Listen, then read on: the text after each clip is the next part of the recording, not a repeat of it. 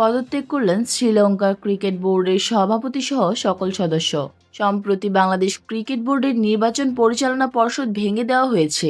আমিনুল ইসলাম বুলবুলের নেতৃত্বাধীন নির্বাচিত বোর্ড ভেঙে গঠন করা হয়েছে অ্যাডহক কমিটি। বিসিবির মতো একই ঘটনা ঘটতে যাচ্ছে শ্রীলঙ্কান ক্রিকেট বোর্ডে। মঙ্গলবার এক বিশেষ বৈঠকে বসেছিলেন এসএলসির সমালোচিত সভাপতি শাম্মী সিলভা এবং তার নির্বাহী কমিটির সকল সদস্যরা। প্রায় 3 ঘন্টা ধরে চলা বৈঠকের পর সভাপতি সহ সকল সদস্যরা পদত্যাগ করেন। বোর্ডের এক সূত্রের বরাত দিয়ে এই তথ্য জানা গিয়েছিল।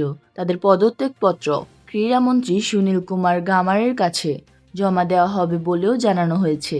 তবে বৈঠক শেষে কমিটির সদস্যরা বোর্ডের ভবিষ্যৎ পরিকল্পনা নিয়ে মুখ খোলেননি। ফলে এসএলসিতে নতুন প্রশাসন কিভাবে গঠিত হবে সে বিষয়ে এখনো স্পষ্ট ঘোষণা আসেনি। ক্রিকেটের সকল আপডেট পেতে আমাদের সাথেই থাকবেন। ধন্যবাদ।